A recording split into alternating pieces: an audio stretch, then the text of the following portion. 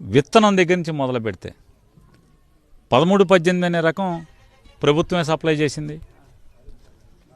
విత్తనం ప్రభుత్వమే సప్లై చేసింది. దాన్ని ప్రభుత్వం సప్లై చేసిన విత్తనాన్ని ఊడ్చాడు.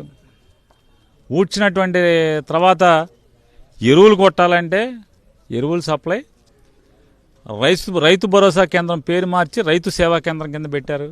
ఆ రైతు సేవా కేంద్రంలో యూరియా ఉండదు, కాంప్లెక్స్ ఉండదు, పొటాష్ ఉండదు. అవి బ్లాక్లో కొనుక్కోవాల్సిన పరిస్థితి. అక్కడ మొదలై బ్లాక్లో కొనుక్కోవటం అంటే కాంప్లెక్స్ ఎరువులు, పొటాష్, యూరియా బ్లాక్లో కొనటం మొదలై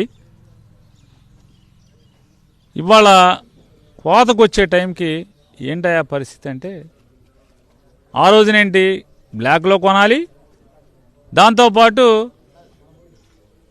పురుగు మందు కొంటేనే యూరియా అమ్ముతాం, అది కూడా పెచ్చు రేటుకి.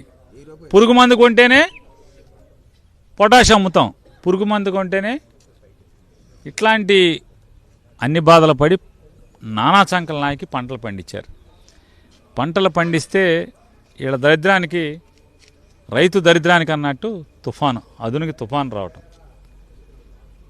రావటం వల్ల ఇంకా అసలు మామూలుగా మూలిగే నక్క మీద తాటికే పడ్డట్టుగా ఇన్ని బాధలు పడి సుమారుగా 30,000 దాటి ఎకరానికి ఖర్చులు పెట్టుకుని రెక్కల ముక్కలు చేసుకుని దాదాపుగా సగం పైన మంది అంతా కూడా కౌలు రైతులు. అందరూ కూడా రెక్కల ముక్కలు చేసుకుని కౌలుకి చేసే 30 ఎకరాన్ని 30,000 దాటిపోతే ఖర్చులకి 30 దాటిపోతే కరెక్ట్గా పొట్టబోసుకునే టైంలో తుఫాను వాతావరణం రావటం. తుఫాను వాతావరణం వచ్చి పొట్టబోసుకునే టైంలో రకరకాలు, ఆఖరికి బీపీటీ ఊడ్చినా, 13-18 ఊడ్చినా, 12-62 ఊడ్చినా, 12-82 ఊడ్చినా, 10-67, 10-64 ఉంది, 10-61 ఊడ్చినా అందరికీ ఇదే పరిస్థితి. ఏంటంటే కరెక్ట్గా